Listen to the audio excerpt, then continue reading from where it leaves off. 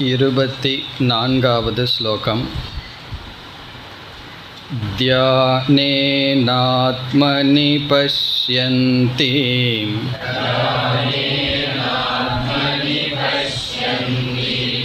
கேசிதாத்மானமாத்மனா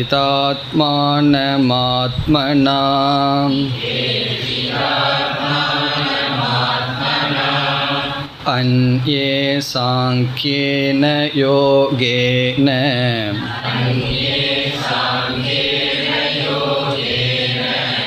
கர்ம யோகேன சாபரே.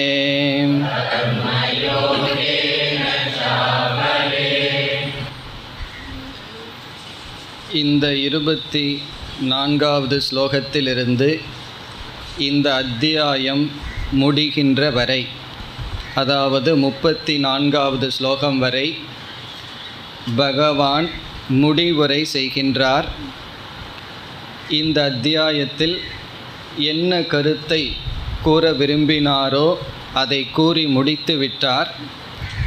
பிறகு வருகின்ற இந்த ஸ்லோகங்களில் முடிவுரையாக ஏற்கனவே கூறிய கருத்தை பகவான் கூறுகின்றார். குறிப்பாக எப்படிப்பட்ட ஞானம் நமக்கு இருக்க வேண்டும் என்ற அந்த ஆத்ம ஞானம், பிறகு அந்த ஆத்ம ஞானத்தினுடைய பலன், இதைத்தான் கூறப் போகின்றார். அப்படி கூறுவதற்கு முன் இந்த 2 ஸ்லோகங்களில் சாதனைகளை பகவான் கூறுகின்றார். ஒரு சாதகன் எப்படிப்பட்ட சாதனையில் ஆரம்பித்து எதில் முடிகின்றான், நம்முடைய முடிவான லட்சியமான மோட்சம் என்கின்ற நிலையை எதில் ஆரம்பித்து எப்படி முடிக்கின்றான் என்ற படியை பகவான் இங்கு குறிப்பிடுகின்றார். அனைத்து படிகளையும் குறிப்பிடவில்லை, சில படிகளை இங்கு குறிப்பிடுகின்றார். நாம் அந்த படிகளை பார்க்க சென்ற வகுப்பில் ஆரம்பித்தோம்.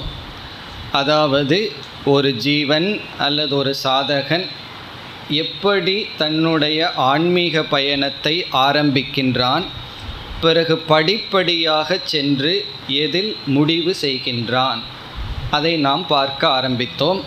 அதை 5 படியாக நாம் பிரித்தோம். நாம் செய்கின்ற அனைத்து சாதனைகளையும் 5 படியாக பிரித்து முதல் படி கர்மயோகம் என்று பார்த்தோம். கர்மயோகத்தில் நம்முடைய வாழ்க்கையானது ஆரம்பிக்க வேண்டும். அந்த கர்மயோகத்தை பற்றி விளக்கமாக நாம் பல இடங்களில் பார்த்திருக்கின்றோம். சென்ற வகுப்பில் சுருக்கமாக பார்த்து முடித்தோம். அதனுடைய சாரம் என்னவென்றால், இது சுருக்கத்தினுடைய சுருக்கம். சென்ற வகுப்பில் பார்த்த சுருக்கம் என்னவென்றால், நாம் இந்த உலகத்திற்கு கர்த்தாவாகவோ போக்தாவாகவோ இருந்து வருகின்றோம். கர்த்தா என்றால் செயல் செய்தல், போக்தா என்றால் செயலினுடைய பலனை அனுபவித்தல். ஒருவரிடம் நாம் ஒரு சொல்லை சொல்லும் பொழுது கர்த்தா, அவருடைய சொல்லை கேட்கும் பொழுது போக்தா. இந்த 2 ரோல், இந்த 2 காரியத்தை செய்து வருகின்றோம். செயலை உருவாக்கி கொண்டிருக்கின்றோம், செயலினுடைய பலனை வாங்கி கொண்டிருக்கின்றோம். கர்மயோகம் என்பது எப்படிப்பட்ட கர்த்தாவாக நீ செயல்பட வேண்டும் என்கின்ற நியதி, எப்படிப்பட்ட போக்தாவாக நீ இருக்க வேண்டும், இந்த விசாரம்தான் கர்மயோகம். அதில் நாம் பார்த்தோம், நிஷித்த கர்மத்துக்கு கர்த்தாவாக இருக்கக்கூடாது. சாஸ்திரத்தில் சில கர்மங்களெல்லாம் சொல்லி மது முதலியவைகளை பயன்படுத்தாதே என்று சில நிஷித்த கர்மங்கள் இருக்கின்றது. அதை செய்யாமல் இருத்தல், பிறகு கடமைகளை விருப்பு வெறுப்பின்றி செய்தல் என்றெல்லாம் நாம் பார்த்தோம். பிறகு போக்தாவாக இருக்கும் பொழுது, அதுவும் முக்கியமான பாவனை, மற்றவர்களிடமிருந்து நாம் அனுபவத்தை பெறும் பொழுது அல்லது நம்முடைய செயலினுடைய கர்மத்தினுடைய விளைவை அனுபவிக்கும் பொழுது ஈஸ்வரனுடைய பிரசாதமாக ஏற்றுக்கொள்ள வேண்டும். பிரசாத புத்தியுடன் போக்தாவாக இருக்க வேண்டும் என்று பார்த்து முடித்தோம். இனி அடுத்த கருத்து, இவ்விதம் கர்மயோக வாழ்க்கையை மேற்கொள்கின்ற காரணத்தினால் என்ன பலனை நாம் அனுபவிப்போம் என்பதுதான். யாருமே கர்மயோகம் செய்வதற்கு எனக்கு நேரமில்லை என்று சொல்ல முடியாது. காரணம், இங்கு பகவான் ஒரு குறிப்பிட்ட செயலை செய்து கர்மயோகம் என்று சொல்லவில்லை. கோவிலுக்கு செல்லுங்கள், கீதை படியுங்கள் அல்லது பாராயணம் செய்யுங்கள்னா ஒருவர் சொல்லலாம், எனக்கு கடமைகள் எவ்வளவோ இருக்கின்றது, ஆகவே இவைகளை செய்ய முடியவில்லை என்று. ஆனால் இங்கு கர்மயோகம் என்பது நாம் எதை செய்து கொண்டிருக்கின்றோமோ அதில் இருக்க வேண்டிய சரியான பாவனை, ப்ராப்பர் ஆட்டிடியூட். நம்ம செய்து கொண்டிருக்கின்ற செயல்களிலேயே இருக்க வேண்டிய பாவனை. அதனால்தான் கூறுவார்கள், கர்மயோகத்துக்கு மிக அழகான ஒரு இலக்கணம், ஒர்க் ஈஸ் வர்ஷிப் என்று சொல்வார்கள். இது என்ன பெரிய அழகான லட்சணம் என்று நமக்கு தோன்றலாம். ஒர்க் அண்டு வர்ஷிப்பை தான் நம்ம பண்ணிகிட்ருக்கோம். நம்ம ஒர்க் பண்ணுறோம், பிறகு வர்ஷிப் பண்ணுறோம். வர்ஷிப்னு என்ன? பகவானை வணங்குதல். பிறகு நம்ம காரியத்தை செய்து கொண்டிருக்கின்றோம். இப்போ நம்முடைய வாழ்க்கையையும் இறைவனை நாம் நாடுதலையும் பிரித்து விட்டோம். கர்மயோகம் என்பது நம்முடைய வாழ்க்கையே, காலையில் எழுந்திருப்பது முதல் கொண்டு உறங்கும் வரை செய்கின்ற அனைத்து செயலிலும் இருக்க வேண்டிய பாவனையை பற்றிய விசாரம்தான் கர்மயோகம்.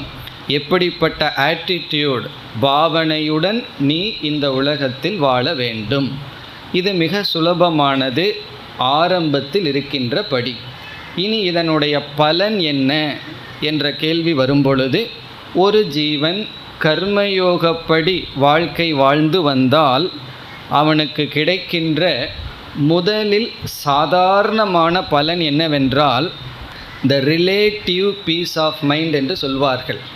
அப்பொழுதுக்கு மனம் ஓர் அமைதியை அடையும்.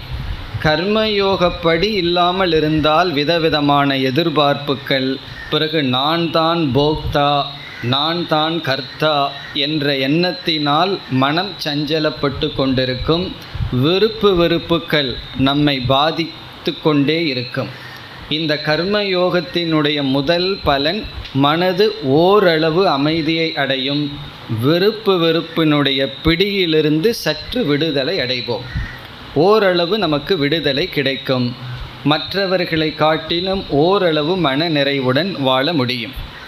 பிறகு இந்த அமைதியினுடைய விளைவு என்னவென்றால், நம்முடைய அறிவில் ஒரு தெளிவு உருவாகும். அறிவானது செயல்பட துவங்கும். எல்லாத்துக்கும் அறிவு இருக்கின்றது. அந்த அறிவை ஏதோ ஒரு தவறான விதத்தில் செயல்படுத்துவார்கள். இங்கு சரியான விதத்தில் அந்த அறிவை செயல்படுத்த இந்த கர்மயோகம் துணை புரியும். என்ன அறிவு என்றால், எது நிலையானது, எது நிலையற்றது, எது உண்மையில் என்னுடைய லட்சியம், நான் வாழ்க்கையில் அடைய வேண்டியது என்ன என்ற அறிவானது நமக்கு தோன்றும். இப்பொழுதுதான் எனக்கு அந்த அறிவு இருக்கின்றது, இது என்ன புதியதாக இந்த அறிவு வர வேண்டும் என்று தோன்றலாம். நமக்கு எது அனர்த்தமோ அதை நாம் லட்சியமாக வைத்துக்கொண்டு அதன் பின் சென்று கொண்டு இருக்கின்றோம். பிறகு அதனுடைய துயரம் தெரிந்ததற்கு பிறகு நாம் அதை விட்டு ஓடுகின்றோம். பிறகு அது நம்மை விட்டு ஓடுவதில்லை. அப்படி நம்முடைய லட்சியமே நமக்கு தெரிவதில்லை. எது நம்முடைய லட்சியம், அதற்கான சாதனை என்ன என்ற அறிவு நமக்கு இருப்பதில்லை. இந்த அறிவானது கர்மயோகத்தினுடைய பலன். இப்போ கர்மயோகத்தினுடைய நேரடியாக உடனடியாக அனுபவிக்கின்ற பலன் மன நிறைவு நமக்கு கிடைக்கும், புண்ணியம் கிடைக்கும், மன அமைதி. அந்த அமைதியினுடைய விளைவு அறிவில் நமக்கு ஒரு தெளிவு கிடைக்கும். எதை நாம் நாட வேண்டும், எப்படி நாட வேண்டும் என்று. இதைத்தான் நாம் நித்திய அனித்திய வஸ்து விவேக என்று சொல்கின்றோம். நித்தியம்னா எது மெய்ப்பொருள், அனித்தியம்னா எது தோற்றத்தில் மட்டும் இருக்கின்றது ஆனால் உண்மையில் இல்லை என்ற அனித்திய. இதை பற்றிய அறிவானது நமக்கு கிடைக்கும். இனி அடுத்த கேள்வி, இந்த அறிவினுடைய விளைவென்ன? இது நிலையானது, இது நிலையற்றது என்ற அறிவு எனக்கு கிடைத்து விட்டால் அந்த அறிவின் விளைவானது நிலையானதை நாம் நாடுவோம். அதற்கு பெயர் முமுக்ஷுத்துவம். எது நிலையானதோ அது நம்முடைய குறிக்கோளாகும். பிறகு நிலையற்றதிலிருந்து நாம் விலகி வருவோம், அனர்த்தத்திலிருந்து நாம் விலகி வருவோம். அப்படி விலகி வருவது வைராகியம் என்று சொல்லப்படுகிறது. இவ்விதம் கர்மயோகமானது இந்த 3 விதமான குணத்தை நமக்கு கொடுக்கின்றது. முதலில் அறிவை கொடுக்கின்றது. அறிவினுடைய விளைவாக, நித்திய அனித்திய அறிவினுடைய விளைவாக நித்தியமான பொருளை நாடுதல் என்ற முமுட்சுத்துவத்தை கொடுக்கும், மோட்சத்தில் நாட்டத்தை கொடுக்கும். பிறகு நிலையற்றதிலிருந்து விலகி வருகின்றோம். அந்த வைராகியத்தை இந்த கர்மயோகமானது நமக்கு கொடுக்கின்றது. இது ஒரு பெரிய விசாரம் சாஸ்திரத்தில் இருக்கின்றது. இந்த கர்மயோகப்படி ஒருவன் வாழ்ந்தால் கர்மயோகம் எவ்வளவு தூரம் ஒருவனுக்கு பலனை கொடுக்கும் என்பதில் பெரியவர்களுக்குள் பெரிய விசாரம் செய்து ஒருவர் என்ன சொல்கின்றார், மோட்சத்துக்கு நீ செல்லும் வரை உனக்கு தேவையான பொருள்களையெல்லாம் இந்த கர்மயோகம் கொடுத்து கொண்டே இருக்கும். நீ செய்த கர்மயோகத்தினுடைய பலன் எந்த தடையும் இல்லாமல் மோட்சம் வரை துணை புரியும் என்ற அளவு இதனுடைய மகிமை பேசப்படுகின்றது.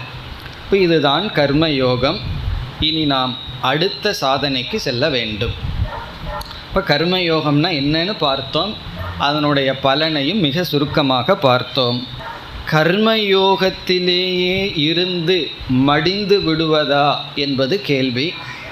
சிலர் சொல்வார்கள், எனக்கு எத்தனையோ கடமைகள் இருக்கின்றது, அந்த கடமையை முடித்ததற்கு பிறகு நான் ஆன்மீகத்திற்குள் வருகின்றேன் என்றெல்லாம் பலர் சொல்வார்கள். அதுக்கு என்ன காரணம்? டைம் இல்லை, நேரம் இல்லை, ரொம்ப கடமைகள் இருக்கின்றது என்றெல்லாம் சொல்வார்கள்.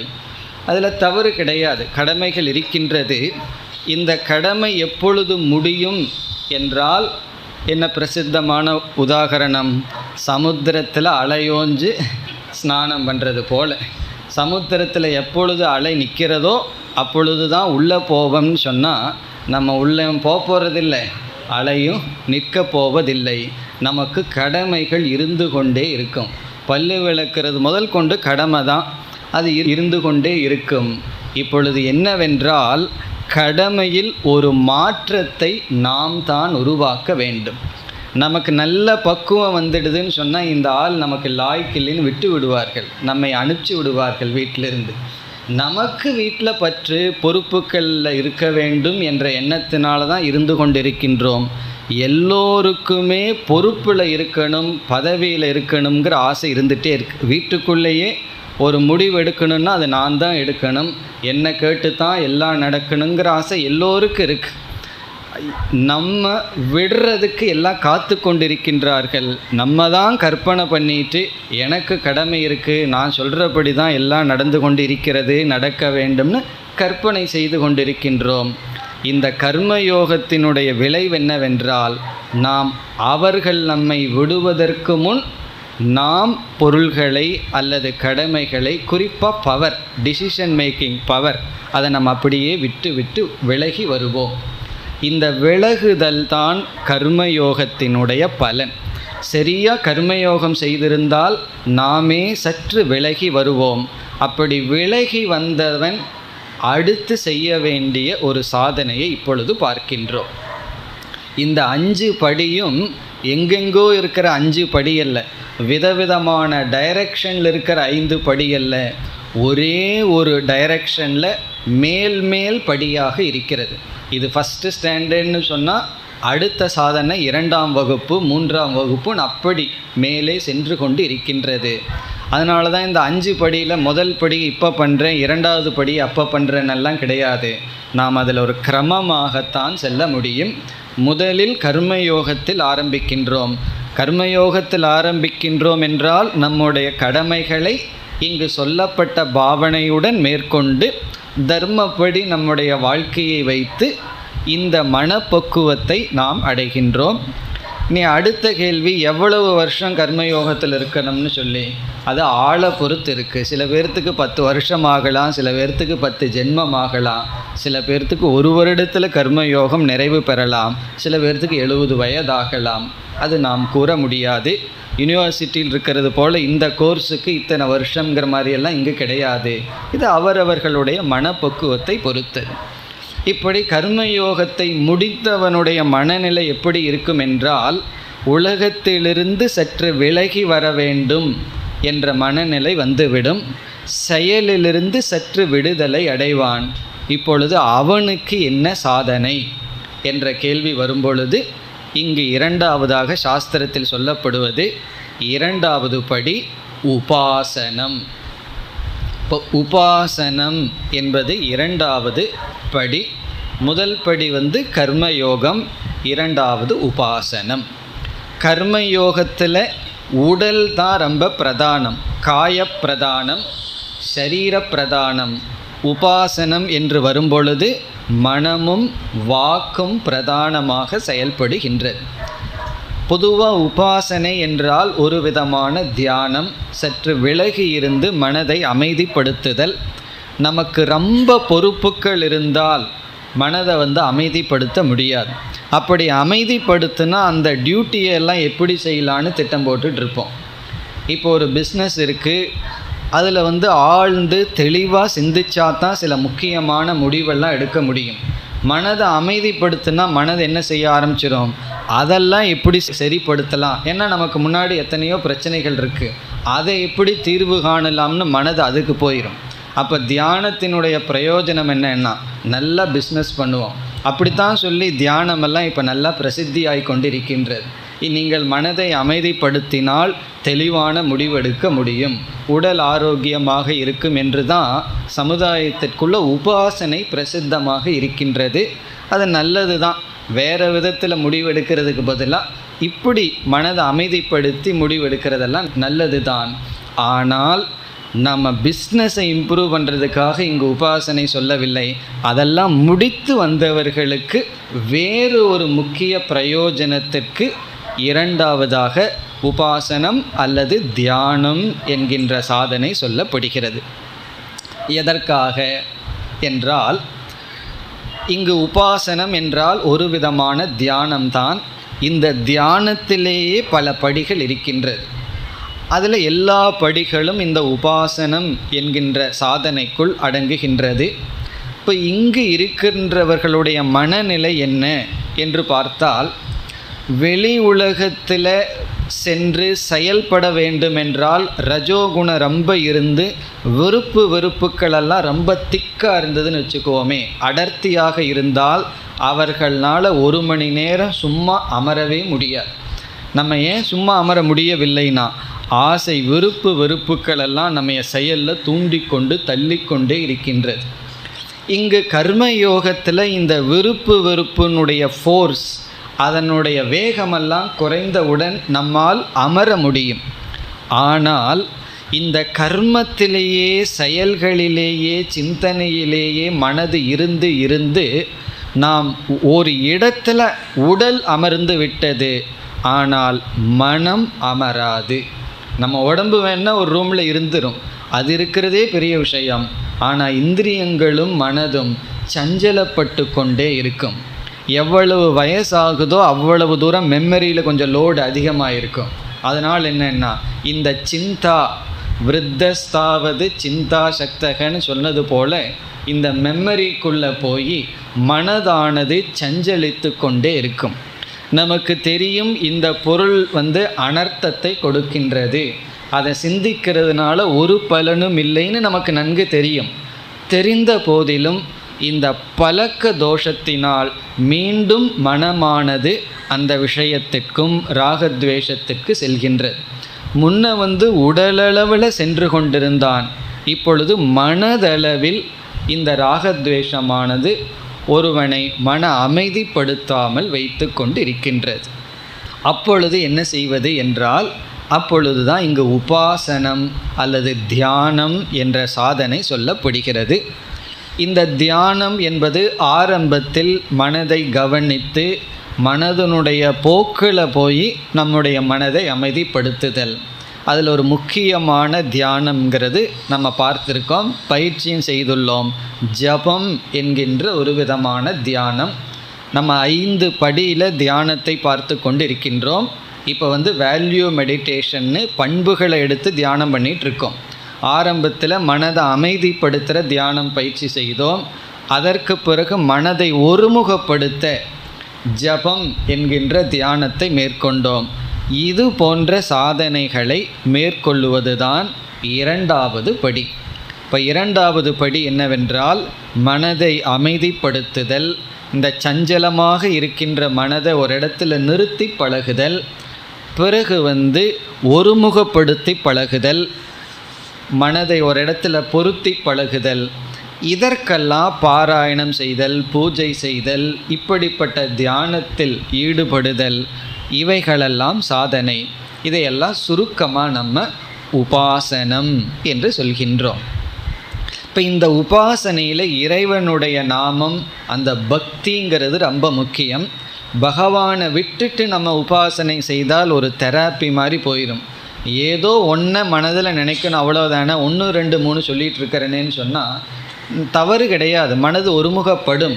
நமக்கு ஒருமுகப்படுவது மட்டும் முக்கியமல்ல, எந்த விதமான சஞ்சலமும் இல்லாமல் மனதை ஒருமுகப்படுத்தி பழகுவது மட்டும் முக்கியமாக இருந்தால், இந்த அசுரர்களெல்லாம் அவ்வளவு தூரம் ரொம்ப பண்ணி பழகியிருக்கார்கள்.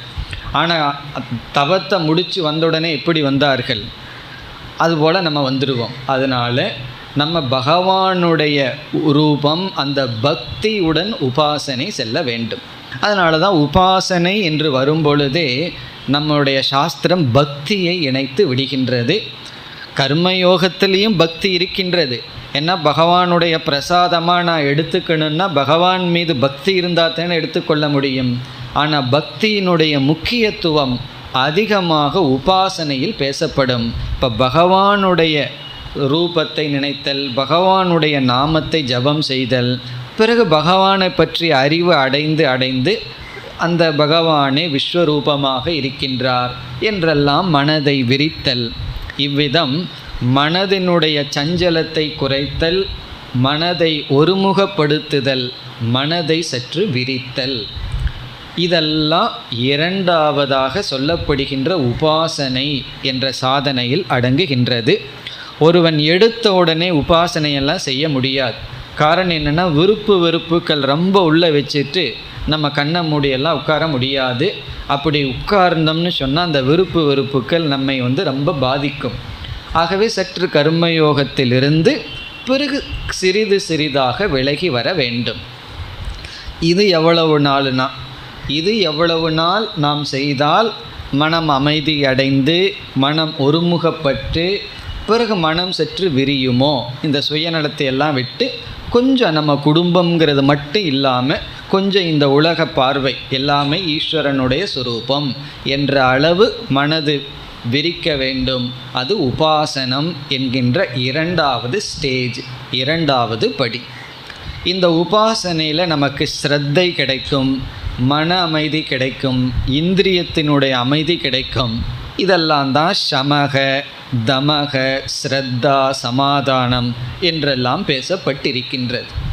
இவ்விதம் கர்மயோகத்தில் ஓரளவு பக்குவத்தை அடைந்து உபாசனம் என்ற சாதனையில் அடுத்த பக்குவத்தை ஒரு ஜீவன் அடைய வேண்டும்.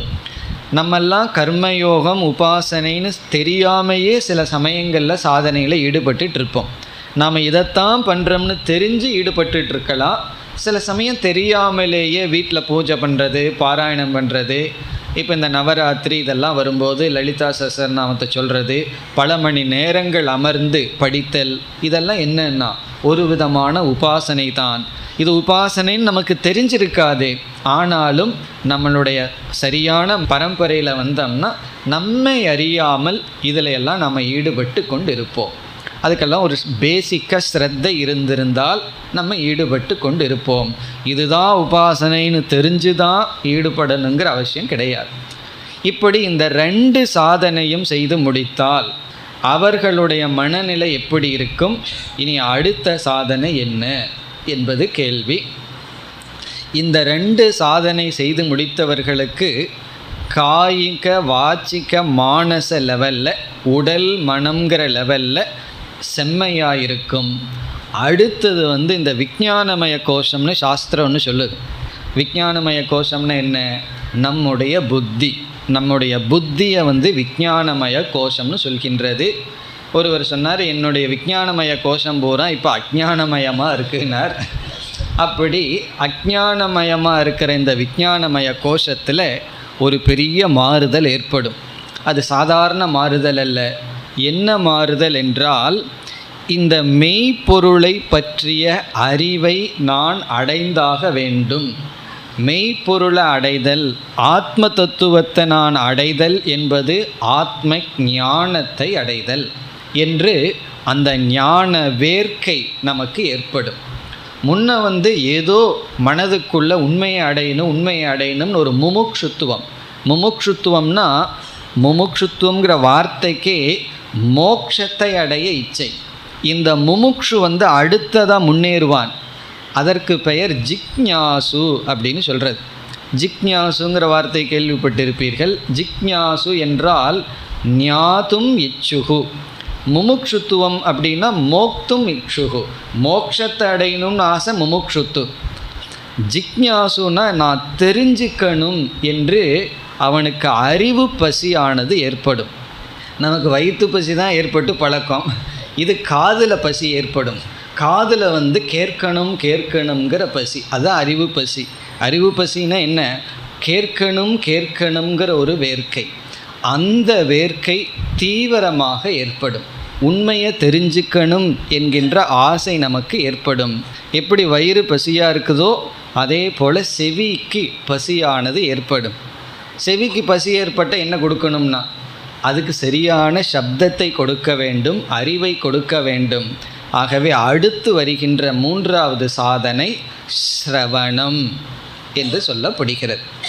இப்போ முதல் சாதனை கர்மயோகம். கர்மயோகம்னா சுருக்கமாக தர்மப்படி வாழ்க்கை வாழுதல். 2வது சற்று பொறுப்புகளை எல்லாம் குறைச்சிட்டு, ஏன்னா எல்லாம் ரெடியாக இருக்காங்க, பொறுப்புகளை எடுத்துக்கிறதுக்கு தயாராக இருக்காங்க. நம்ம தான் அந்த சாவியை கொடுக்காமல் இருக்கோம். அந்த சாவியை எல்லாம் பொறுப்பை எல்லாம் கொடுத்துட்டு சற்று காலத்தை நாம் எடுத்துக்கொண்டு நமக்குள் இருந்து உபாசனை செய்து பக்குவத்தை அடைந்து, அதனால தான் கவர்மெண்ட்லேயே ரிட்டையர்மெண்ட் வச்சுருக்காரு. இல்லைன்னா இந்த ஆள் 90 வயசு வரைக்கும் ஆஃபீஸ் போயிட்டுருப்பார். நீ உழைச்சது போதும், உனக்காக கொஞ்சம் காலத்தை பயன்படுத்திக்கோ, உன்னுடைய மனப்பக்குவத்துக்காக இனிமேல் உன்னுடைய காலத்தை பயன்படுத்திக்கோ, பணம் எல்லாம் தர்றேன், பிஎஃப் ஃபண்டெல்லாம் தர்றேன், பணத்துக்காக கஷ்டப்பட வேண்டான்னு அந்த ஸ்கீமே அப்படி தான் இருக்குது. பிறகு அடுத்தது என்ன என்றால் சிரவணம். சிரவணம் என்ற சொல்லுக்கு கேட்டல் என்பது பொருள். சிரவணம்னு சொன்னால் கேட்டல். ஆனால் இந்த இடத்துல சற்று ஆழ்ந்த பொருள் இருக்கின்றது. அதான் பரிபாஷான்னு சொல்கிறது. பரிபாஷானா டெக்னிக்கல் டேர்ம்னு சொல்கிறது. கேட்டல்னு சொன்னால் எதை கேட்டல், எவ்வளவு நாள் கேட்டல், எப்படி கேட்டல், இதெல்லாம் சேர்ந்து சிரவணம் என்ற சாதனை குறிக்கப்படுகிறது. இனி சிரவணம்னா என்னன்னு பார்ப்போம். இந்த சிரவணம் என்ற சாதனைக்கு வரும்பொழுது சாதகன் எப்படி இருக்கான்? ஓரளவுக்கு விருப்பு வெறுப்பு எல்லாம் நீக்கி, இந்த ஓரளவுன்னு சொல்லிகிட்டு இருக்கேன், காரணம் முழுமையாக நீங்காது. ஓரளவு நீங்கினா போதும். ஓரளவு விருப்பு வெறுப்பினுடைய பிடியிலிருந்து விடுதலை அடைந்து ஓரளவு மனதை சற்று அமைதிப்படுத்தி பிறகு உண்மையை தெரிஞ்சிக்க வேண்டும் என்கின்ற பசியுடன் இருக்கின்றான். பசித்தவனுக்கு சாப்பாடு போட்டால் தான் உள்ளே போய் ஜீர்ணிக்கும். அதே போல் காதில் பசித்தவங்களுக்கு சொன்னால் தான் உள்ளே போகும். பசிக்காதவங்களுக்கு மந்தமாக இருக்கிற காதில் என்ன சொன்னாலும் உள்ளேயே போகாது. அது அப்படியே ஃப்ளாஷ் ஆகி வெளியவே வந்துட்டுருக்கும். அப்படியே போனாலும் நேர் ரூட், பாயிண்ட் டு பாயிண்ட் போயிடும். அதனுடைய அர்த்தம் என்ன? எங்கேயும் நிற்காது. ஒரு பஸ் இருக்குது பாயிண்ட் டு பாயிண்ட்டுன்னு சொல்லி, இங்கே ஆரம்பிச்சதுன்னா அங்கே தான் போய் நிற்க, அப்படியே நேராக போயிடும், டேர்ன் ஆகி உள்ளே போகாது. இல்லைன்னா உள்ளே போனாலும் பாதி தூரம் போய் அப்படியே வாயில் வந்துடும். சிரவணம் என்ற சாதனைக்கு இப்பொழுது வருகின்றோம். என்ன சாதனை என்றால், இப்போ எவ்வளவோ புஸ்தகங்கள் இருக்குது, எவ்வளவோ சயின்ஸ் இருக்குது, ஒவ்வொரு புக்குக்கும் ஒவ்வொரு சப்ஜெக்ட் மேட்டர் இருக்கும். இப்போ கணக்குன்னு சொன்னாவே அந்த புஸ்தகத்தில் கணிதம்னு எழுதியிருந்தாவே உள்ள சப்ஜெக்ட் மேட்ரு என்னன்னு நமக்கு தெரியும். ஹிஸ்ட்ரி அப்படின்னு ஒரு புஸ்தகத்துக்கு ஹெட்டிங் இருந்தாவே உள்ளே என்ன பேசப்படுகிறதுங்கிறத டீட்டெயில் தெரியாது, ஆனால் ஓவரால் சப்ஜெக்ட் மேட்டர் என்னன்னு நமக்கு தெரியும். அப்படி ஒவ்வொரு சாஸ்திரத்தினுடைய தலைப்பே அதற்குள் இருக்கிற விஷயத்தை விளக்கும். ஜாகிரபின்னு சொன்னாவே நமக்கு தெரியும் உள்ளே என்ன பேசப்பட்டிருக்கிறதுன்னு சொல்லி. அதே போல் வேதாந்தம் அப்படிங்கிறது ஒரு சாஸ்திரம். வேதாந்தம் அல்லது உபனிஷத், வேதத்தினுடைய கடைசி பகுதியில் அமைஞ்சிருக்கிறது வேதாந்தம்ங்கிறது ஒரு சாஸ்திரம். இனி அடுத்த கேள்வி, இந்த வேதாந்தத்தினுடைய சப்ஜெக்ட் மேட்டர் என்ன? ஏன்னா ஒவ்வொரு டெக்ஸ்ட்டு, ஒவ்வொரு சாஸ்திரத்துக்கும் இதுதான் மைய கருத்துன்னு இருக்கிறது நமக்கு தெரியும். அதே போல் வேதாந்தத்தினுடைய சப்ஜெக்ட் மேட்டர் என்ன என்ற கேள்வி வரும்பொழுது சில பேர்த்துக்கு 7-8 வருஷம் வேதாந்தம் படித்ததுக்கப்புறம் புரியாது. என்ன வேதாந்தத்தினுடைய சப்ஜெக்ட் மேட்டர் என்றால், வேதாந்தத்தினுடைய சப்ஜெக்ட் மேட்டர் நான் தான், அகம். வேதாந்த என்னை பற்றி பேசுகின்றது, என்னுடைய தன்மையை பற்றி பேசுகின்றது. அல்லது வேதாந்தத்தினுடைய சப்ஜெக்ட் மேட்டர் பரம்பொருள், ஆத்மா, பிரம்ம அல்லது சத்தியம், நிலையான ஒரு பொருளை பற்றி பேசுவது தான் வேதாந்தம். சயின்ஸ் ப்ராமிஸே பண்ணலை, நான் நிலையான ஒரு பொருளை பற்றி பேசுகிறேன்னு சொல்லவே இல்லை, ஆகவே பேச வேண்டிய அவசியமும் இல்லை. இந்த உலகத்தில் இருக்கிற ஒவ்வொரு பொருளை பற்றி ஒவ்வொரு சயின்ஸ் பேசுகின்றது. ஆனால் உபனிஷத்தினுடைய சப்ஜெக்ட் மேட்ரு மெய்ப்பொருள், அழியாத பொருள், அல்லது என்னை பற்றி, என்னுடைய சுரூபத்தை பற்றி. ஆகவே உபனிஷத்தினுடைய சப்ஜெக்ட் மேட்டர் ஆத்ம ஞானம், ஆத்மாவை பற்றிய, அதாவது என்னை பற்றிய அறிவை கொடுக்கிறது தான் உபனிஷத்தினுடைய மெயின் சப்ஜெக்ட் மேட்டர். இதை தெரிஞ்சிக்காம உபனிஷத்து டல் சப்ஜெக்ட்னு என்ன அர்த்தம்? உபனிஷத்து போர்னு சொன்னால் நான் போர்னு அர்த்தம். என்னை பற்றி தானே பேசுது. இது பலருக்கு புரிவதில்லை. உபனிஷத்து எதையோ ஒன்றை பற்றி பேசுகிறது என்று நினைக்கிறார்கள். அப்படி அல்ல, உபனிஷத்து என்னை பற்றி பேசுகின்றது. இப்போது என்னை பற்றி யாராவது பேசுனா கேட்குறதுக்கு எவ்வளோ ஆர்வமாக இருக்கும். யாரோ 2 பேர் பேசிகிட்டு இருக்காங்க, அவங்களுடைய சப்ஜெக்ட் மேட்டர் நான்னு வச்சுக்கிறேனே, எப்படி இருக்கும் கேட்குறதுக்கு? கண்டிப்பாக போய் கேட்போம், என்னை பற்றி என்ன பேசுகிறார்கள். சப்போஸ் என்னிடத்தில் இருக்கிற நல்ல குவாலிட்டி பேசுகிறாங்கன்னு வச்சுக்குவோமே, கேட்குறதுக்கு எவ்வளோ இனிமையாக இருக்கும். அதே போல் உபனிஷத்து என்னிடத்தில் இருக்கின்ற சத்தியமான உண்மையான அம்சத்தை பற்றி பேசுது. அப்போ உண்மையிலேயே உபனிஷத்து படிக்கிறதுக்கு எவ்வளோ இன்ட்ரெஸ்ட் இருக்கணும். ஆனால் ஏன் இருக்கிறது இல்லைன்னா, என்னுடைய சத்தியமான அம்சத்தில் நான் இல்லை, என்னுடைய அதர் சைடில் நான் இருந்துகிட்ருக்கேன். அதனால் உபனிஷத்து படித்தா எனக்கு ஏதோ புரியாத மாதிரி, எங்கேயோ யாரையோ பற்றி பேசுகிறது மாதிரி இருக்குது. இப்போ உபனிஷத்து என்னை பற்றி பேசுகின்ற ஒரு சாஸ்திரம். இனி அடுத்தது, என்னை பற்றி என்னதான் சொல்லுது, அல்லது உண்மையை பற்றி, பிரம்மத்தை பற்றி என்னதான் சொல்கின்றது என்ற ஒரு கியூரியாசிட்டி, ஒரு கேள்வி நமக்கு வருகின்றது. இப்போ சிரவணத்துக்கு லட்சணம் என்னவென்றால், உபனிஷத் என்னை பற்றிய எப்படிப்பட்ட அறிவை கொடுக்கின்றது என்று புரிந்து கொள்ளும் வரை உபனிஷத்தை கேட்பதற்கு சிரவணம் என்று பெயர். பெரிய லட்சணம். சிரவணத்துக்கு என்ன லட்சணம்? உபனிஷத்து என்னை அல்லது ஆத்மாவை அல்லது மெய்ப்பொருளினுடைய லட்சணத்தை என்ன சொல்கின்றது, எப்படி சொல்கின்றது என்று என்னை பற்றிய முழுமையான அறிவை அடையும் வரை, அது எவ்வளவு காலம் அதை கேட்டால் அடைகிறோமோ அவ்வளவு காலம் நம்ம உபனிஷத்தை கேட்பதற்கு சிரவணம் என்று பெயர். இப்போ இந்த இடத்துல படனம்னு சொல்லப்படவில்லை. படனம்னா உபனிஷத் படித்தல் என்று சொல்லப்படவில்லை. நமக்கு அது படித்தால் புரியாது. முயற்சி செய்து பாருங்கள், புரியாதுங்கிறது பிறகு புரியும் முயற்சி செய்தால்.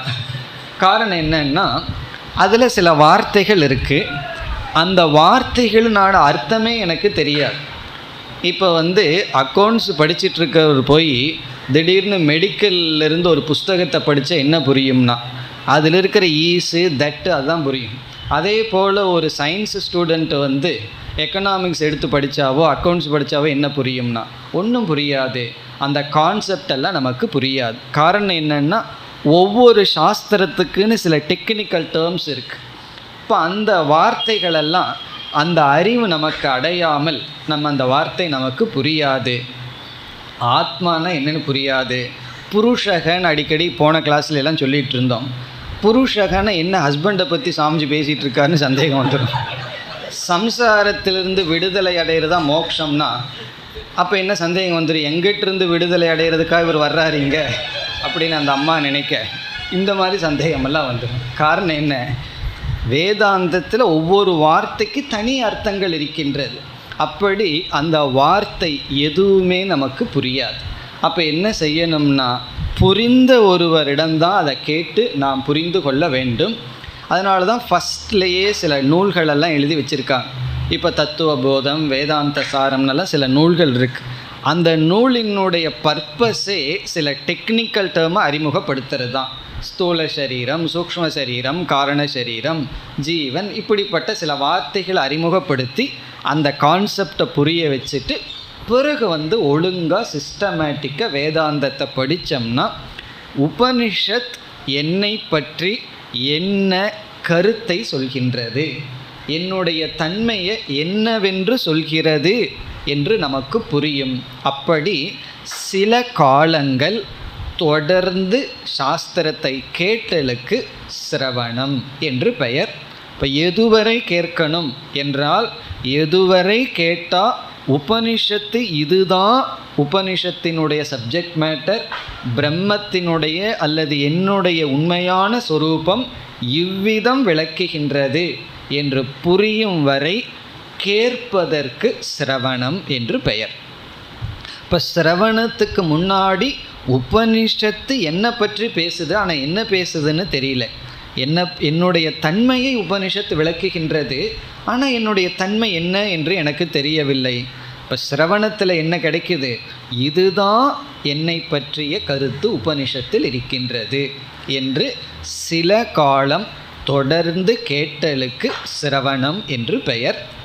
இப்போ இந்த சிரவணம் ஒழுங்காக நடக்கணும்னு சொன்னால், இந்த 1 மணி நேரம் அல்லது 2 மணி நேரம் சாஸ்திரத்தை கேட்கும் பொழுது மனசு யார்கிட்ட இருக்கணும், எங்கேயும் போகாமல் நம்மிடத்தில் வச்சுருக்கணும். அப்படி வச்சிருக்கணும்னா அதுக்கு முன்னாடி உபாசனை பண்ணியிருக்கணும். ஒரு உபாசனையும் பண்ணாமல் அப்படியே நம்ம வந்தோம்னு சொன்னால் சிரவணம் நடக்காது. சிலர் சொல்கிறார்கள், சண்டே வீட்டில் ஃப்ரீயாக இருந்துட்டு வந்ததுனால ஓரளவுக்கு கேட்க முடியுது. ரொம்ப பிஸியாக ஏதாவது ஆஃபீஸில் போயிட்டு அந்த ரொம்ப பிஸியாக கிளாஸுக்கு வந்தோம்னா அந்த ஆஃபீஸ் தாட்டு போகிறதுக்குள்ளே கிளாஸ் முடிஞ்சிருது. அல்லது கிளாஸ் முடிகிற ஒரு 5 நிமிஷம் இருக்கும் பொழுது தான் ரிலாக்ஸ் ஆகிறேன், அப்புறம் பூர்ணமதம் தான் வருகின்றது. என்ன ஆகுதுன்னா, கிளாஸுங்கிறது ஒரு ரிலாக்ஸ் பண்ணுற இடமா இருக்குமே தவிர புரிஞ்சுக்கிற விஷயமாக இருப்பதில்லைன்னு சொல்கிறார்கள். காரணம் என்ன, மனதை கொஞ்சம் ரிலேட்டிவாக வச்சுக்கணும். அதனால தான் கிளாஸுக்கு முன்னாடி ஒரு 10 நிமிஷம் முன்னாடி வந்தால் நம்ம என்ன செஞ்சிட்ருக்கிறீர்கள், யாரோடையும் யாரும் பேசாமல் அமைதியெல்லாம் இருந்து கொண்டு இருக்கிறீர்கள் அப்படின்னு நான் நினைக்கிறேன். ஏன்னா அங்கே இருக்கிறதுனால எனக்கு தெரிவதில்லை. அப்படி அமைதியாக நம்ம இருக்கோம், ஒருவர் பேசிக்காமல். இங்கே போன கிளாஸில் என்ன சொன்னார் அதை அப்படியே கொஞ்சம் பார்த்துட்டு சிந்திச்சுட்டு இந்த கிளாஸுக்கு ரெடி ஆகிறது, தயாராவது. அப்படி தயாராகி மைண்டை டியூன் பண்ணி வச்சுக்கிறது. உடனே கிளாஸ் ஆரம்பிக்கும் பொழுது நம்ம மனது அப்படியே வகுப்போடு போகும். இல்லைன்னா ஃபஸ்ட்டு 10 மினிட்ஸ் கிளாஸ் நடக்காது. அந்த கிளாஸினுடைய மூடை தான் நம்ம கொண்டு வரணும். அதெல்லாம் சொல்ல முடியாது, சில பேர்த்துக்கு 40 நிமிஷம் ஆகும். அதனால் என்னென்னா ஆரம்பத்திலேயே கிளாஸ் ஆரம்பிச்சிடுறோம். அப்போது சிரவணம் செய்ய வேண்டுமென்றால் மனது அமைதி அடைந்திருக்க வேண்டும். மனதுக்கு ஒரு வேலையை கொடுத்தா அதை மட்டும் செய்கிற மாதிரி ட்ரைனிங் கொடுத்து பழகியிருக்கணும். அதுதான் உபாசனையில் முக்கியமானது. மனது ஒரு விஷயத்தில் தொடர்ந்து ரொம்ப நேரம் இருக்கும், அதில் சந்தேகமே இல்லை. இப்போ ஒன் டே கிரிக்கெட் மேட்ச் பார்க்கும் பொழுது அந்த ஒன் டே முழுவதும் அதுலேயே மனசு இருக்கல்லவா. அப்போ இதிலிருந்து மனதுனால் ஒரே இடத்துல முழு நாள் இருக்க முடியும். ஆனால் அது எது விரும்புதோ அங்கே தான் இருக்குது, நம்ம விரும்புகிற இடத்துல இருக்க முடிவதில்லை. உபாசனையில் நாம் எங்கே இருக்க வைக்கிறோமோ அங்கே இருத்தி பழகுதல் உபாசனை. இதோடு நம்ம சிரவணத்திற்கு வந்தால் நன்கு நாம் கேட்க முடியும். அப்போ நான் உபாசனை எல்லாம் பண்ணலை, அடுத்த கிளாஸ்லேருந்து நான் வரல, கொஞ்ச நாள் உபாசனை பண்ணிட்டு வர்றேன்னு சொல்ல வேண்டாம். சாஸ்திரத்தில் இனியொரு சொல்லப்பட்டிருக்கு, அப்படி உபாசனை அங்கே பண்ண தவறினால் கொஞ்சம் 1 வருஷங்கிறது 2 வருஷம் எக்ஸ்ட்ரா கேட்டோம்னா அந்த கேட்டலே உபாசனை ஆகின்றது. அதனால் சில பேர் கேட்பார்கள், கிளாஸுக்கெல்லாம் வர்றதுனால ஒரு பிரயோஜனம் இல்லை, நான் அப்படியே இருக்கேன், அப்படி ஒன்றுமே புரிய மாட்டேங்குது எல்லாம் சிலர் சொல்லுவார்கள். அல்லது ஒரு பலனும் இல்லை என்றும் சிலர் சொல்வார்கள். அப்படி அல்ல, ஏதோ ஒரு விதத்தில் பலன் இருக்குது.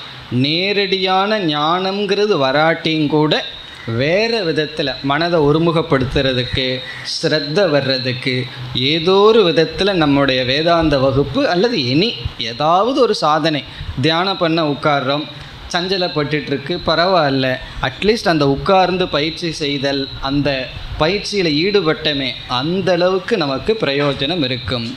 இவ்விதம் உபாசனையை முடித்து சிரவணத்திற்கு சில வருடங்கள் சாஸ்திரம் கேட்கும் பொழுது நமக்கு என்ன ஞானம் கிடைக்கின்றது? உபனிஷத் என்னை பற்றிய இப்படிப்பட்ட அறிவை கொடுக்கின்றது, இந்த உலகத்தை பற்றிய இப்படிப்பட்ட கருத்தை கொண்டுள்ளது, ஈஸ்வரனை பற்றிய இப்படிப்பட்ட அறிவை புகட்டுகின்றது என்று குறிப்பாக ஈஸ்வர ஞானம், ஜெகத் ஞானம், ஜீவ ஞானம், ஜீவனை பற்றிய அறிவை நமக்கு புகட்டுகிறது. இந்த ஜெகத்தினுடைய உலகத்தினுடைய தன்மை என்ன என்ற அறிவை நமக்கு புகட்டுகின்றது. பிறகு அந்த ஈஸ்வரன் ஒரு தத்துவத்தினுடைய அறிவை நமக்கு புகட்டுகின்றது. இந்த ஜெகத்தை நம்ம உண்மைன்னு நினச்சிட்டு இருந்தோம். உபனிஷத்து இது வெறும் தோற்றம்னு சொல்கிறது. ஈஸ்வரனை பற்றி அறிவு இல்லாமல் இருந்தது.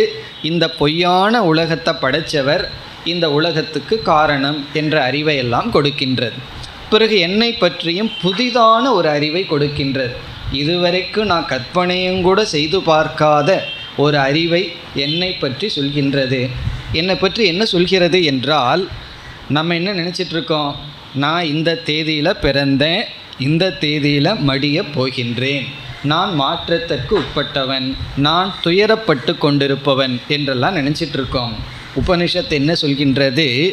நீ நித்தியமானவன், உனக்கு அழிவில்லை, நீ இந்த உடல் அல்ல, உடலில் நீ வெளிப்படுகின்றாய், உன்னை நீ வெளிப்படுத்தியிருக்கிய தவிர இந்த உடல் நீ அல்ல, இந்த உடலுக்கு ஆதாரமாக இருக்கின்ற ஆத்மா என்ற சுரூபம்தான் நீ என்றெல்லாம் உபனிஷத் என்னை பற்றி சொல்கிறது. இப்போ என்னை பற்றி என்ன அறிவு உபனிஷத் சொல்கிறது என்ற சந்தேகம் நீங்கியவுடன் சிரவணம் என்ற சாதனை முடிவடைகின்றது. இப்போ 3வது படியும் முடிவடைகின்றது. 3வது படி சிரவணம். சிரவணத்தில் நமக்கு என்ன கிடைக்கின்றது? என்னை பற்றிய அறிவு சாஸ்திரத்திலிருந்து கிடைக்கின்றது. இப்போ நம்ம முகத்தை பார்க்கணும்னா கண்ணாடியை வச்சுக்கிறோம். ஸ்தூலமான கண்ணாடி ஸ்தூலமான முகத்தை காட்டுது. என்னுடைய முழு தன்மையை பார்க்கணும்னு சொன்னால் உபனிஷத்துங்கிறது ஒரு மிரர், ஒரு கண்ணாடியை போல. அதில் என்னை பற்றிய அனைத்தையும் நம்ம பார்க்கலாம். என்னுடைய மனதினுடைய தன்மை, சூக்ஷ்ம சரீரம், காரண சரீரம், பிறகு ஆத்மஸ்வரூபம், இதையெல்லாம் உபனிஷத் காட்டி கொடுக்கின்றது. இதோடு என்ன முடிகின்றது? சிரவணம் முடிவடைகின்றது. இனி அடுத்தது, சிரவணம் முடிவடைந்தவுடன் நம்ம மனதில் அடுத்த ஒன்று ஏற்படும். அது என்ன என்றால், உபனிஷத் என்ன சொல்கிறதுன்னு தெரியாமல் இருந்தது. இப்போ உபனிஷத் என்ன சொன்னது என்று தெரிந்து விட்டது. அது தெரிந்ததற்கு பிறகு ஒரு பெரிய சந்தேகமானது நமக்கு ஏற்படும். அந்த சந்தேகம்தான் அடுத்து நமக்கு வருவது. எனக்கு ஒரு சந்தேகம் வரலையேன்னா அப்படின்னா சிரவணமே நடக்கலேன்னு அர்த்தம். ஒரு சந்தேகமே வரல அப்படின்னா சிரவணமே பண்ணவில்லை. இப்போ சிரவணம் செய்திருந்தால் சந்தேகம் நமக்கு வரும். என்ன சந்தேகம் என்றால், உபனிஷத் என்னை பற்றிய ஒரு அறிவை கொடுக்குது. ஆனால் என்னை பற்றிய என்னுடைய அனுபவம் உபனிஷத்து கொடுக்கிற அறிவுக்கு விரோதமாக அல்ல கொடுக்குது. அப்போ இதில் எப்படி உபனிஷத் சொல்கிறது தான் சரி, என்னுடைய அனுபவம் தவறு? இது ஒரு பெரிய விஷயம். என்னுடைய எக்ஸ்பீரியன்ஸ், அனுபவமும் உபனிஷத்து சொல்கிறதும் சமமாக இருந்தால் ஒரு சந்தேகம் வராது. உபனிஷத்து என்னுடைய அனுபவத்துக்கு முத்திரை குத்தி இருக்குது, அது சரின்னு சொல்லுதுன்னு. ஆனால் உபனிஷத் சொல்கிற அறிவோ என்னுடைய அனுபவத்துக்கு ஆப்போசிட்டாக இருக்குது. சிஷ்யன் உலகத்தில் துயரப்பட்டு தான் வருகின்றான். எல்லாருமே உலகத்தில் துயரப்பட்டு கொண்டு தான் இருக்கிறார்கள். அந்த துயரத்தை உணர்ந்தவன் தான் சிஷ்யன் ஆகின்றான். சில பேர் துக்கப்படுவார்கள், அவங்களுடைய அந்த மனது ரொம்ப கிராஸாக இருக்கும், அந்த சென்சிட்டிவிட்டியே இருக்காது, துயரம் துயரமாக தெரியாது.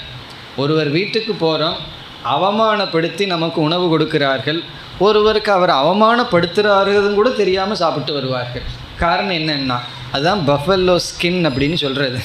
அதாவது ரொம்ப திக்கான ஸ்கின், என்ன சொன்னாலும் புரியாது.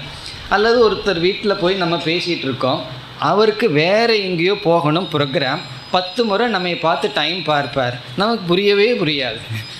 ஊர் நாயமெல்லாம் பேசிகிட்டு இருப்போம். பிறகு அவர் கஷ்டப்பட்டு சொல்லணும், கொஞ்சம் போகிறீர்களா. சில சமயம் நீங்கள் கிளாஸுக்கு வர்றதுக்கு முன்னாடி உட்காந்துருவார்கள். எப்படி சொல்கிறது, கிளாஸுக்குன்னு சொன்னால் அவர்களுக்கு கோவம் என்ன உனக்கு என்ன பெரிய வேதாந்தம், நான் உன்னுடைய அவ்வளவு சொந்தமாக இருக்கேன், ரிலேஷனாக இருக்கேன்னு சொல்லி கோவம் வந்துடும். சிலருக்கு புரியவே புரியாது, அந்த இங்கிதம் புரியாது. அப்படி புரியாமல் இருக்கும் பொழுது ஒரு பிரச்சனையும் இல்லை, புரிய ஆரம்பிக்கும் பொழுது தான் இந்த சந்தேகமெல்லாம் நமக்கு வரும். மனது மென்மை அடைய அடைய விஷயங்கள் உள்ளே போக போக சந்தேகம் வரும். என்னுடைய அனுபவமும் உபனிஷத்தினுடைய டீச்சிங்கும் வேறுபடுகின்றதே, கான்ட்ரடிக்ஷனாக இருக்கே. என்னுடைய அனுபவம் நான் துக்கி சம்சாரி, உபனிஷத்து நீ ஆனந்த ஸ்வரூபம்னு சொல்லுது. நான் அழுதுட்டு உபனிஷத்துக்குள்ளே போனால் உபனிஷத் நீ ஆனந்த ஸ்வரூபம்னு சொல்லுது. எனக்கு மரண பயம் உபனிஷத்துக்குள்ளே போனால் உபனிஷத்து உனக்கு மரணம் இல்லை என்று சொல்கிறது. நான் உபனிஷத்துக்குள்ளே வந்ததே மரணத்தினால தானே என்ற சந்தேகம் வரும் பொழுது இந்த இடத்துல இந்த ஸ்ரத்தையினுடைய ரோல் ரொம்ப முக்கியம். இந்த இடத்துல ரெண்டுமே கான்ட்ரடிக்ஷனாக இருந்தாலும் எனக்கு உபனிஷத்தினுடைய வாக்கியத்தில் நம்பிக்கை இருக்கின்றது.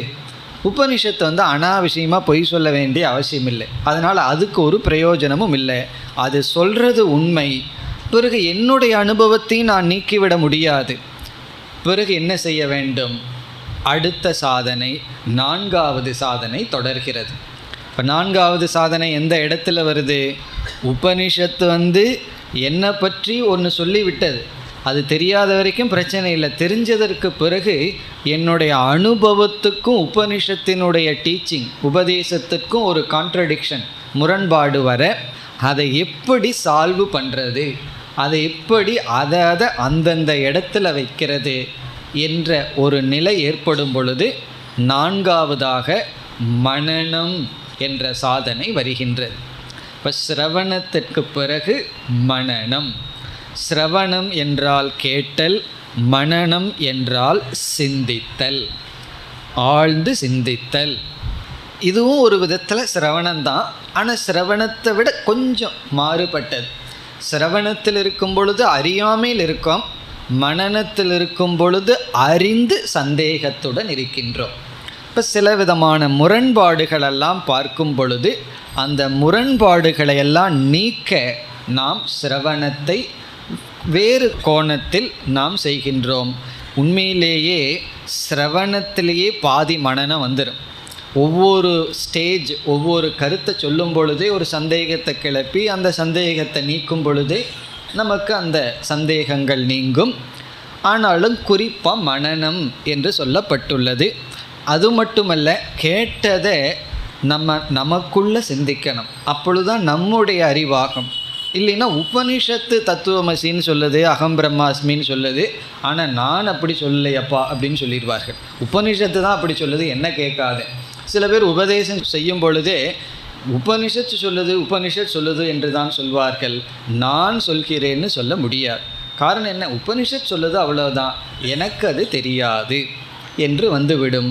இப்போ மனனம் என்ற இடத்தில் சந்தேகத்தை நீக்க கேட்ட கருத்துக்களை நாம் ஆழ்ந்து சிந்தித்தல், அப்பொழுதுதான் நம்முடைய அறிவாக ஆகின்றது. இந்த மனனம்ங்கிற டாபிக் உள்ள போனால் அது ரொம்ப பெருசாக போகும், அது என்னன்னு பிறகு நம்ம பார்க்கலாம். இப்போ மனனத்தில் என்ன செய்கின்றோம்? சந்தேகங்களை நீக்குகின்றோம். என்னுடைய அனுபவம் உடலினுடைய அடிப்படையில் இருக்குது. உபனிஷத்து உடலை நீக்கிய ஆத்மாங்கிற அடிப்படையில் தான் பேசுது. உபனிஷத்து உடலை நித்தியம்னு சொல்லலை, உடல் அனித்தியம்தான், உடல் மரணத்துக்கு உட்பட்டது தான், ஆனால் இந்த ஆத்மாங்கிறது தான் மரணம் இல்லை என்றெல்லாம் சொல்கின்றதுன்னு நம்ம பிரித்து சந்தேகத்தை நீக்கி புரிந்து கொள்ளுதல் மனனம். அது 4வது ஸ்டெப். இனி 5வது படி என்ன? லாஸ்ட் ஸ்டேஜ், கடைசி படி. கடைசி படி எப்படி வருது?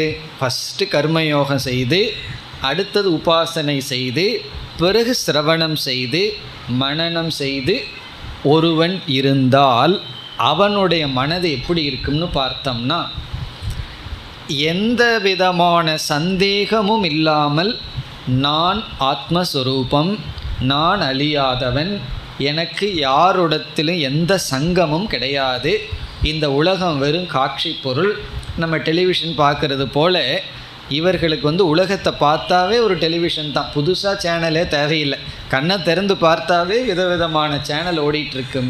அப்படி இந்த உலகம் வெறும் காட்சி பொருள் தான், இது அசத்தியம், மெய் அல்ல என்ற அறிவு தெளிவாக இருக்கும், சந்தேகமில்லாமல் இருக்கும். அப்படி இருந்த போதிலும் மறுபடியும் ஒரு சாதனை தேவைப்படுகிறது, ஒரு தடை அவர்களால் அனுபவிக்கப்படுகிறது. என்ன தடை என்றால், இந்த நான் அழியாதவன், நான் ஆத்மஸ்வரூபம், இந்த உலகம் நிலையற்றது, இதில் சுகம் இல்லை, இது துக்கஸ்வரூபம் அல்லது இது வெறும் தோற்றம்தான், இந்த ஞானம் இருக்கின்றதல்லவா, இந்த ஞானம் அதனுடைய பலனை கொடுக்க ஒன்று தடையாக நிற்கின்றது. ஒரு அறிவு அடைஞ்சு அந்த அறிவு உடனே நமக்கு பிரயோஜனத்தை கொடுக்கணும், அந்த அறிவு பிரயோஜனத்தை கொடுக்க ஒரு தடை இங்கு வருகின்றது. அந்த தடையை நீக்க செய்வது தான் 5வது சாதனை. இப்போ 5வது சாதனை ஞானம் அதனுடைய பிரயோஜனத்தை கொடுக்க இடையில் ஏதோ ஒரு தடை விட்டது. அது என்ன தடை, என்ன சாதனை என்று நாம் பார்க்க வேண்டும். தடை என்னவென்றால், நம்முடைய சம்ஸ்காரங்கள், நம்முடைய வாசனைகள் தான். நம்ம ரொம்ப காலமாக உடல் நான்னு சொல்லி, இந்த உலகம் உண்மை, உலகம் உண்மைன்னு சொல்லி, உலகம் எனக்கு சுகத்தை கொடுக்கும்னு உலகத்தில் சென்று சென்று அப்படியே ஊறி இருக்கும். இந்த ஊறுகாய் ஊறி இருக்கிறது போல் அப்படியே ஊறி இருக்கு. திடீர்னு இந்த உலகம் நிலையற்றது, நான் ஆத்மஸ்வரூபம்னு சொன்னால், எந்த விதமான வாசனையினுடைய தூண்டுதலோ அல்லது வெளி உலகத்தினுடைய சூழ்நிலை இல்லாத பொழுது தெளிவாக இருக்க முடிகிறது. நம்ம தனிமையான ஒரு இடத்துல எதையும் சிந்திக்காமல் அமைதியாக இருக்கும் பொழுது இந்த அறிவு வேலை செய்யுது. அந்த நேரத்தில் அந்த அறிவினுடைய அவசியம் இல்லை தான், ஆனால் அப்போ தான் வேலை செய்யும். பிறகு எப்பொழுது இந்த அறிவு தேவையோ அப்போ வேலை செய்யாது. செப்பலை போட்டு போன உடனே பழைய சுரூபம் நமக்கு வந்துடுது.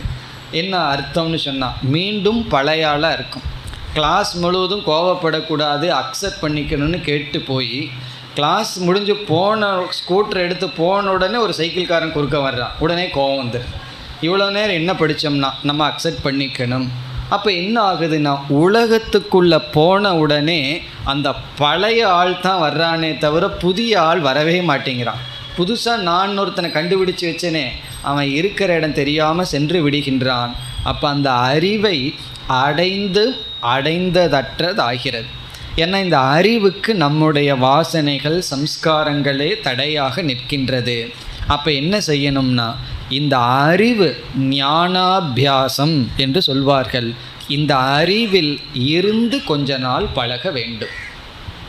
புதுசாக ஊறுகாய் போடுற மாதிரி தான், பழைய ஊறுகாய் தூக்கி போட்டு புதிதான ஒரு ஊறுகாய் போடணும். எவ்வளவு நாள்னா, பழசு எவ்வளவு நாள் மென்மை அடைஞ்சதோ அவ்வளவு நாள் புதிதான நாணை எடுத்து, புதிதான நான் கண்டுபிடிச்சி வச்சுருக்கிறேனே இப்போ உபநிஷத்துக்குள்ளே போய் சந்தேகம் இல்லாமல் சிரவண மனனமெல்லாம் பண்ணி அந்த நாணை எடுத்து அந்த நான்லேயே இருந்து பழகுதல், இதுவும் ஒரு விதமான தியானம். இந்த தியானத்தை நம்ம உபாசனை என்று சொல்வதில்லை. இந்த தியானத்திற்கு நிதித்தியாசனம் என்று பெயர். இப்போ நிதித்தியாசனம் என்றால் ஆத்ம ஞானத்தை தியானித்தல். இது எப்போ பண்ண முடியும்னா, ஆத்ம ஞானத்தை அடைஞ்சு சந்தேகமில்லாமல் அடைந்திருந்தால் இந்த அறிவில் இருந்து பழகுதல். இது நிதித்தியாசனம். இவ்விதம் இந்த நிதித்தியாசனம்ங்கிற சாதனையை செய்தால் இந்த ஞானம் அதற்கு ஒரு தடையாக யாருமே கிடையாது. முன்னெல்லாம் மற்றவர்கள் தடையாக இருந்தார்கள். சிரவணத்துக்கு மற்றவங்க தடையாக இருக்கலாம். ஆனால் இந்த இடத்துல நம்மையை தவிர நமக்கு வேறு யார் தடையும் கிடையாது. கடைசி பகைவன் இந்த உலகத்தில் யாருன்னா நம்ம தான். கடைசியாக யாரோட சண்டை போட்டு ஜெயிக்கணும்னா நம்மளிடத்துல தான். அதற்கு முன்னாடி மற்றவங்கெல்லாம் தடையாக வந்து நிற்கலாம்.